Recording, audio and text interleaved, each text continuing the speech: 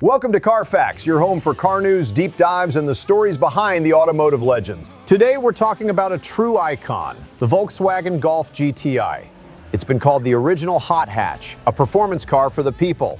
But what makes the GTI so special? Why has it earned such a devoted following across generations, cultures, and continents?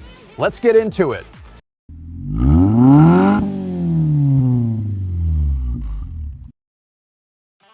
The year was 1976. Volkswagen had just launched the first-generation Golf a couple of years earlier, a practical front-wheel drive hatchback meant to replace the Beetle.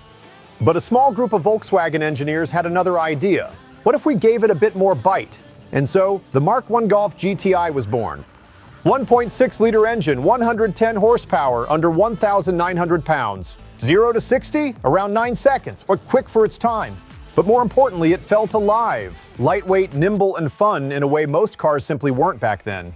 The GTI wasn't even officially approved by Volkswagen management at first. It was a skunkworks project, built after hours by engineers who loved to drive. That rogue spirit ended up being a perfect fit for a car that didn't follow rules. It rewrote them, and when it finally hit showrooms, drivers instantly got it. Once approved, it was never supposed to be mass-produced. Volkswagen only planned for 5,000 units. But demand exploded, and by the end of the Mark I's run, they'd sold over 460,000 GTIs, and a new segment had been born, the hot hatch. And Volkswagen had just created the blueprint. The formula was deceptively simple. Take a practical, affordable, compact car and inject just the right amount of performance. That meant stiffer suspension, better brakes, tighter steering, and more power, but without turning it into something unlivable. It was sporty without being stupid. You could drop the kids at school, haul groceries, and still tear up a back road on the way home. This dual personality is what truly made the GTI stand out. It was fun for enthusiasts, but accessible to the masses. It was fast enough for thrills, but not so extreme that you'd lose your license in a weekend. Even the design reflected this balance. Subtle body kits, red grille trim, and checkered seats hinted at its personality without screaming for attention. It wasn't flashy. It was confident. That understated cool helped the GTI age better than louder competitors that came and went. It also helped that it didn't require an engineering degree to work on. The early GTIs were simple, well-built, and easy to modify. Whether you wanted to lower it, turbo it, or track it, the GTI welcomed your imagination. Let's talk specs. The GTI has evolved a lot over the years, but it's always stuck close to that original formula.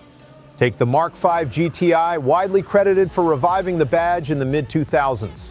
2.0-liter turbocharged inline-4, 200 horsepower, 0 to 60 in 6.9 seconds, top speed 146 miles per hour. Or today's Mark VIII GTI.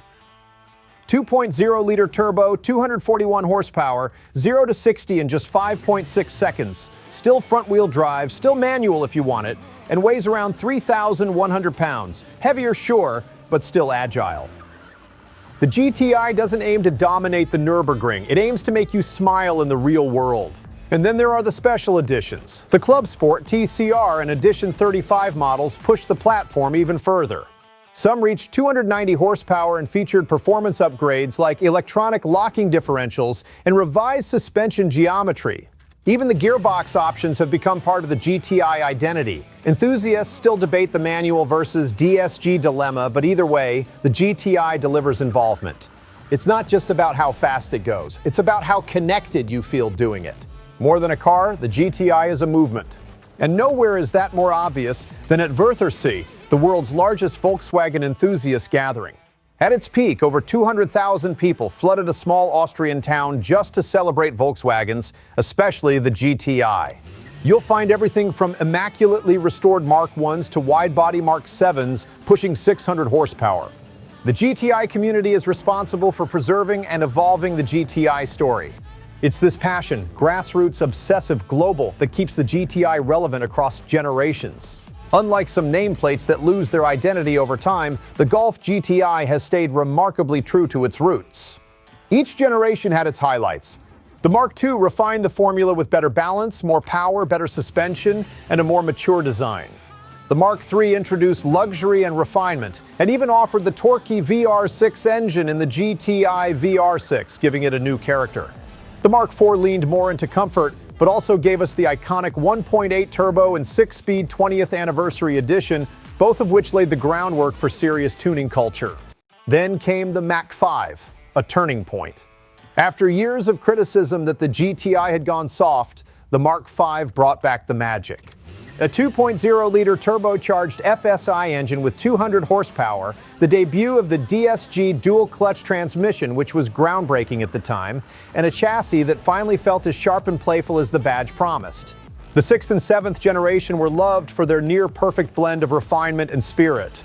The Mark VII in particular is often considered the best modern GTI, crisp handling, punchy power, and class-leading refinement. With the optional performance pack, it gained an electronic limited slip diff and upgraded brakes. And now the Mark VIII continues to evolve with digital tech, improved dynamics, and sharper styling. Sleeker, smarter, and still every bit a GTI. Every GTI is a reflection of its time, but never a betrayal of its heritage. This version of the Golf is respected. It's relied on. Unlike many sporty cars, the GTI strikes a rare balance between performance and livability. And that's not just marketing, it shows up in the data. Take depreciation, for example. The GTI regularly ranks as one of the slowest depreciating hot hatches on the market. According to iSeeCar's 5-year value retention often exceeds 60%, outperforming rivals like the Focus ST. Insurance is typically more affordable than comparably quick coupes, and real-world fuel economy sits in the 30-plus miles per gallon range, something few performance cars can claim. Add in legendary aftermarket support, and you've got a car that keeps rewarding you long after the first drive. This is a car that doesn't force you to choose between passion and practicality. It gives you both, and that's why so many drivers come back for a second, third, or even fifth GTI. It didn't invent fun, but it made fun practical.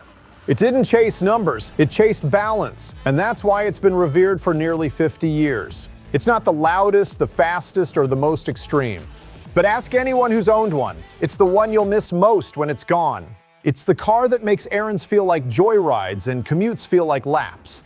Whether you're a veteran enthusiast or someone considering your first real driver's car, the GTI always finds a way to speak to you. If you enjoyed this video, hit like, subscribe, and turn on notifications. And tell us in the comments which GTI generation is your favorite. Thanks for watching Carfax. See you on the next one.